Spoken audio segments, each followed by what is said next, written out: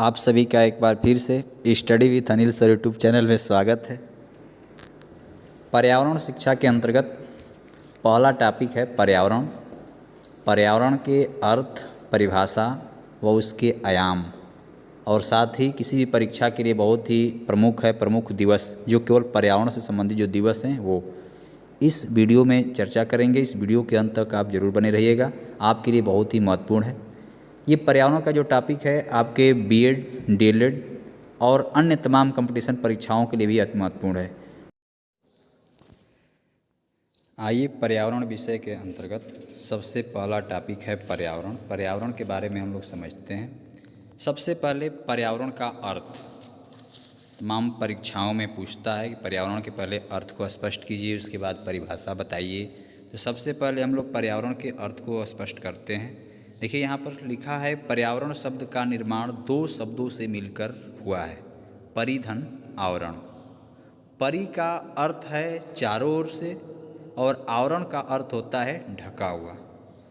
इस प्रकार व्यक्ति के आसपास और उसके चारों ओर जो कुछ भी है उसे पर्यावरण कहा जाता है। सामान्य भाषा में कहा जाए तो कोई भी व्यक्ति, जैसे आप हो या हम हो, हमारे चारों तरफ जो कुछ भी विद्यमान है वो समस्त पर्यावरण के अंतर्गत आते हैं।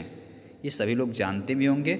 सबसे पहले अर्थ स्पष्ट करने के आए तो आप लिख सकते हैं पर्यावरण दो शब्दों से मिलकर बना है, परिधन, आवरण। परि का अर्थ होता है चारों ओर से, आवरण का अर्थ होता है ढका हुआ, अर्थात व्यक्ति के आसपास और उसके चारों ओर जो कुछ भी है उसे पर्यावरण कहा जाता है। अर्थात पृथ्वी पर पाए जाने वाले भूमि, जल, वायु, पेड़ पौधों एवं जीव जंतुओं का समूह जो हमारे चारों ओर है, सामूहिक रूप से पर्यावरण है। सब कुछ नाम ले लिए, भूमि है, जल है, वायु है, पेड़ पौधे हुए या जीव जंतु का जो भी समूह आपको दिखाई दे रहा है जो हमारे चारों तरफ है, सब क्या है? पर्यावरण है। अर्थात पृथ्वी पर जो कुछ आप देख रहे हैं हमारे चारों ओर जो है वो समस्त पर्यावरण के अंतर्गत आता है। मानव के चारों ओर फैले हुए वातावरण को पर्यावरण की परिधि माना जाता है। तो पर्यावरण के अर्थ लिखने के बाद पर्यावरण की परिभाषा पूछता है तो कम से कम अगर विस्तृत उत्तरी प्रश्न है तो उसमें 3 परिभाषा किसी न किसी को दिया जाता है। तो आप हेडिंग बनाते हैं पर्यावरण की परिभाषा और उसमें लिखते हैं कि पर्यावरण के अर्थ को और अधिक स्पष्ट करने के लिए विभिन्न विद्वानों ने अपने मतानुसार भिन्न भिन्न परिभाषाएँ दी हैं जो निम्नलिखित हैं, जिसमें हम 3 लोगों की परिभाषा यहाँ पर आपको दिखा रहे हैं। सबसे पहले वुडवर्थ के अनुसार देखिए, वुडवर्थ के शब्दों में यहाँ परिभाषा दिया हुआ है। पर्यावरण शब्द का अभिप्राय उन सभी बाहरी शक्तियों और तत्वों से है जो व्यक्ति को आजीवन प्रभावित करते हैं। वुडवर्थ ने कहा है कि पर्यावरण शब्द का अभिप्राय उन सभी बाहरी शक्तियों एवं तत्वों से है जो किसी व्यक्ति को आजीवन, जब तक है वो व्यक्ति तब तक प्रभावित करते हैं। वुडवर्थ के अनुसार है। ये भी ध्यान रखिएगा, परीक्षा में आता है लिखने के लिए तो कोई भी परिभाषा इन्वर्टेड कॉमा में जरूर लिखिएगा। तो एक तो वुडवर्थ के अनुसार हो गया। अब आगे चलते हैं, एक और परिभाषा लिखते हैं NH एनास्टासी जी का। NH एनास्टासी महोदय के अनुसार देखिए, पर्यावरण वह प्रत्येक वस्तु है, पर्यावरण वह प्रत्येक वस्तु है जो जिन्स के अतिरिक्त प्रत्येक व्यक्ति को प्रभावित करता है। पर्यावरण वह प्रत्येक वस्तु है जो जिन्स के अतिरिक्त प्रत्येक व्यक्ति को प्रभावित करता है। एक और परिभाषा ले लेते हैं जेस रास के अनुसार। रास महोदय के अनुसार उनकी परिभाषा देखिए, पर्यावरण या वातावरण वह बाह्य शक्ति है जो हमें प्रभावित करती है। पर्यावरण या वातावरण वह बाह्य शक्ति है जो हमें प्रभावित करती है। तो 3 परिभाषाएं अगर विस्तृत आता है, अगर आप लघुत्तरी में प्रश्न लिख रहे हैं तो एक परिभाषा में भी आपका काम चल जाएगा। तो 3 परिभाषाओं का जिक्र आप वहाँ पर आसानी से कर सकते हैं। ये परिभाषा लिखने के बाद विस्तृत आता है तो आप नीचे जरूर लिखिएगा, जितनी भी परिभाषाएं हैं उस परिभाषा के बाद अपनी परिभाषा नीचे जरूर लिखी जाती है। तो इसमें आप लिखेंगे, नीचे बढ़ाएंगे तो कि उपरोक्त परिभाषाओं से स्पष्ट है कि कोई भी भौगोलिक दृश्य घटना, जो भी भौगोलिक दृश्य घटना आप देख रहे हैं, जिस तंत्र के द्वारा संचालित होती है उस तंत्र विशेष को पर्यावरण के नाम से जाना जाता है। दूसरों शब्दों में हम कहें तो पर्यावरण विश्व का समय दृष्टिकोण है और उसकी रचना स्थानिक तत्वों एवं विभिन्न सामाजिक आर्थिक तंत्रों से होती है। तो ये हो गया पर्यावरण का अर्थ और परिभाषा। कहीं की परीक्षाओं में पूछता है कि पर्यावरण के भाग, देखिए पर्यावरण के भाग यानी घटक के बारे में हम विस्तृत चर्चा करेंगे, लेकिन यहाँ पर हम सबसे पहले देख लेते हैं पर्यावरण के आयाम के बारे में। पर्यावरण का क्या आयाम है? देखिए मानव पृथ्वी पर रहता है तथा अपने दैनिक क्रियाकलाप भी इसी पृथ्वी पर करता है, परंतु पर्यावरण में व्यक्ति के चारों ओर वातावरण भी सम्मिलित है। अतः खगोल शास्त्रियों ने पृथ्वी के बाहरी भाग को 4 भागों में विभाजित किया है। जो हमारी जो पृथ्वी है, इस पृथ्वी के बाहरी जो भाग देख रहे हैं, आंतरिक से नहीं, बाहरी भाग को 4 भागों में विभाजित किया है। इसमें पहला है स्थलमंडल, दूसरा है जलमंडल, तीसरा है वायुमंडल, चौथा है जीवमंडल, जिसे जयमंडल भी कहते हैं। तो इन चारों को मिला करके हम पर्यावरण की संज्ञा दिए। ये जितनी चीज़ें आप देख रहे हैं ये कहीं न कहीं मनुष्य इससे क्या है, जुड़ा हुआ है। और जब मनुष्य जुड़ा हुआ है, प्रत्येक जीव जंतु इससे जुड़े हुए हैं, तो यही वातावरण हमारा पर्यावरण है। तो ये 4 आयामों को मिला करके हमारे पर्यावरण की रचना हुई है, जिसे हम पर्यावरण के आयाम के रूप में जानते हैं। तो हम यहाँ पर एक एक करके यहाँ पर विवेचना करेंगे। स्थलमंडल, जलमंडल, वायुमंडल, जीवमंडल विस्तृत में आता है, तो इसको एक एक बारे में।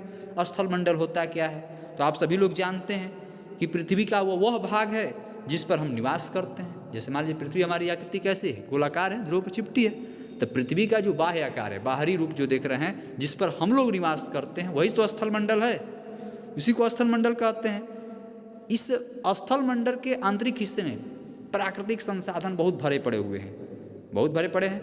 लेकिन इसी स्थलमंडल पर आप जानते हैं कि लगभग 71% भाग पर क्या है, जल है, और 29% भाग पर स्थलमंडल है। तो स्थलमंडल हम लोग कितना हुआ, 29% हुआ। तो 29% पृथ्वी पर स्थलमंडल का निर्माण है। और इस क्षेत्र पर ये हम कह भी सकते हैं कि समस्त बाहरी भूपटल, जिसमें सागर व महासागर की सतहें भी सम्मिलित हैं, स्थलमंडल कहलाती हैं। भूपटल में जिसमें सागर और महासागर की सतह है, वो भी क्या है, स्थलमंडल है। और इसकी मोटाई लगभग 50 किलोमीटर मानी जाती है।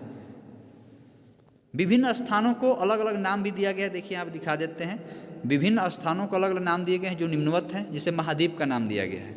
महाद्वीप इस समय जानते हैं विश्व में 7 महाद्वीप है। आज वर्तमान में महाद्वीपों की संख्या कितनी है, 7 है। लेकिन कालांतर में, प्राचीन समय में ऐसा नहीं था। प्राचीन समय में माना जाता है, आज से पहले 16 करोड़ वर्ष पहले मेसोजोइक कल्प की बात है, कि उस समय माना जाता है केवल एक ही महाद्वीप हुआ करता था। लेकिन आज वर्तमान में कितने हैं, 7 महाद्वीप है।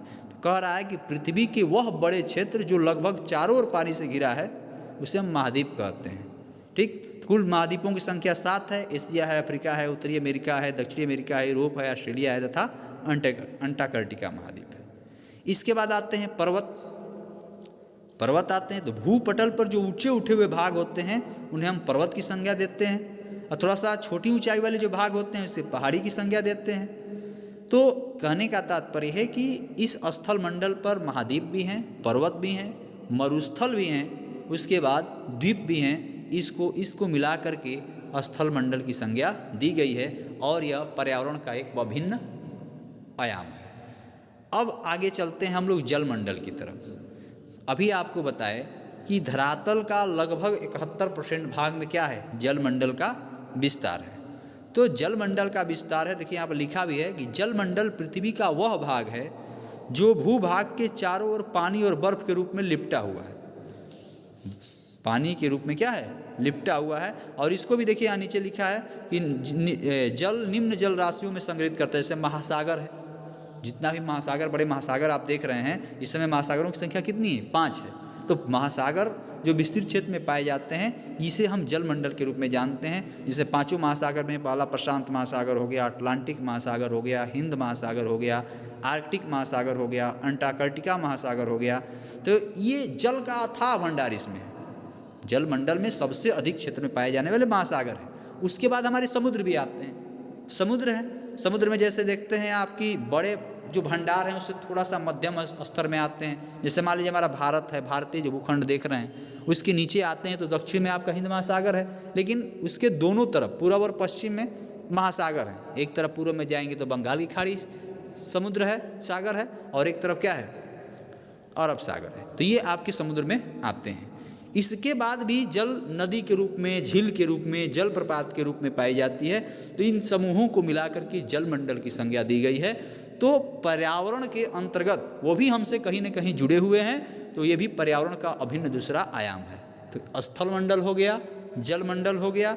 अब हम चलते हैं तीसरे आयाम की तरफ, वायुमंडल का।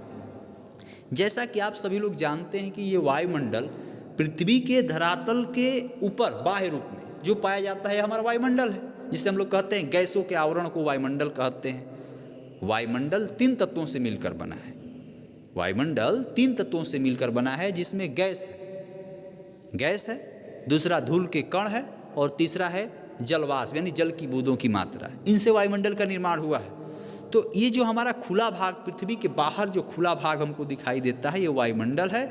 और इसी वायुमंडल में मनुष्य निवास करता है। हम और आप इसमें निवास करते हैं। ये भी हमको कहीं ना कहीं क्या करते हैं, प्रभावित करते हैं।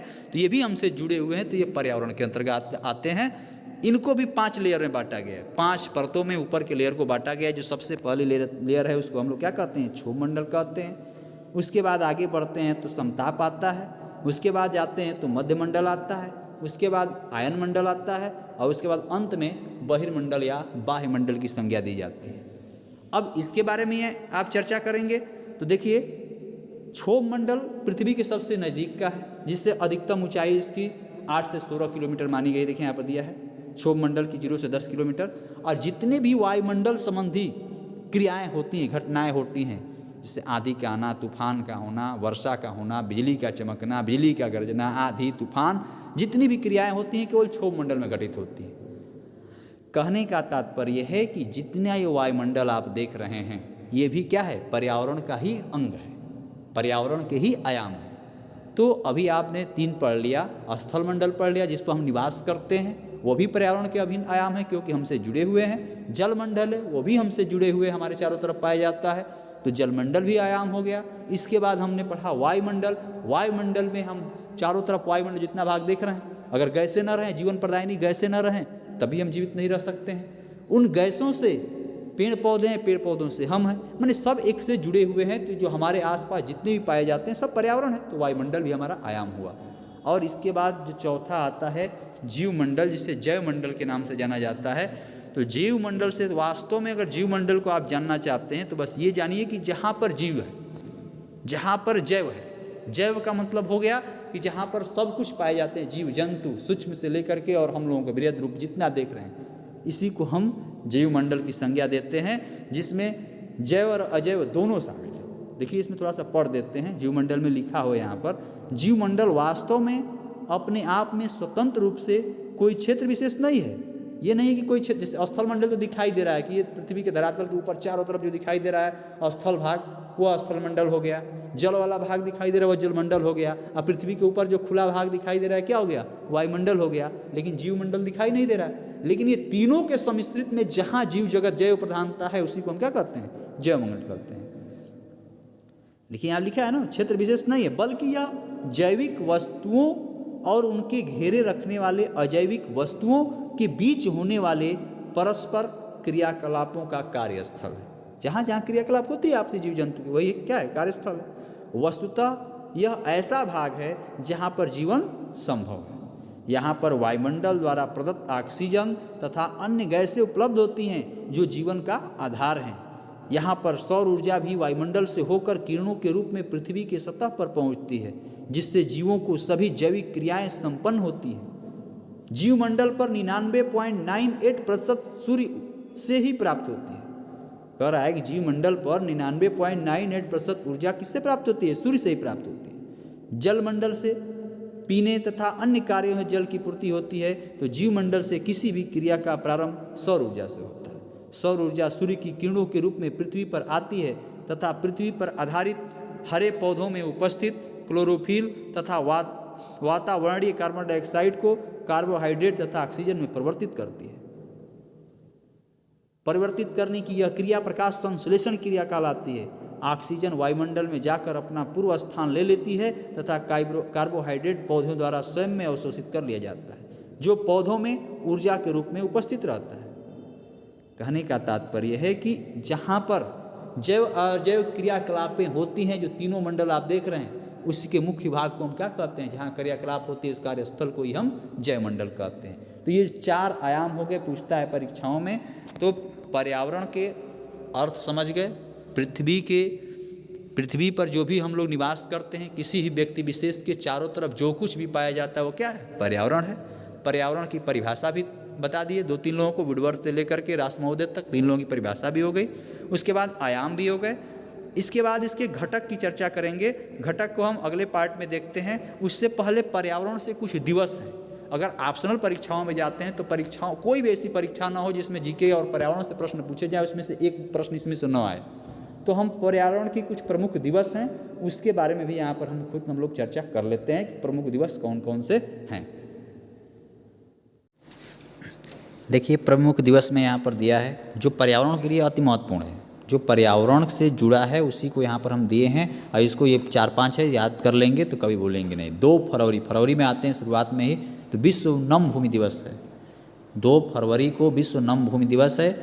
21 मार्च को विश्व वन दिवस है। कई बार परीक्षा में पूछ चुका है, विश्व वन दिवस 21 मार्च, और उसके एक ही दिन बाद 22 मार्च को विश्व जल दिवस है। ये कई बार परीक्षाओं में पूछा है, यूपी टेट, सी टेट, कई परीक्षाओं में पूछ चुका है, सुपर टेट में पूछ चुका है। तो 22 मार्च को विश्व जल दिवस मनाया जाता है। इसके बाद दिवस में अगला चलते हैं, 22 अप्रैल को पृथ्वी दिवस है। मार्च के बाद अप्रैल हो गया, अप्रैल के बाद मई महीने में आते हैं, 22 मई को जैव विविधता दिवस है। जून में आते हैं, 5 जून को पर्यावरण दिवस है, जिसे विश्व पर्यावरण दिवस के रूप में मनाते हैं हम लोग। और सितंबर में एक है, 16 सितंबर ओजोन दिवस के रूप में। तो पर्यावरण से जुड़े ये 5-6 आपको दिवस हैं, इसको कभी भूलना नहीं है। परीक्षा में निश्चित है, कोई भी कंपटीशन परीक्षा में जाइए जिसमें पर्यावरण समाहित हो, उसमें इसमें से एक आपको जरूर परीक्षा में आएगा।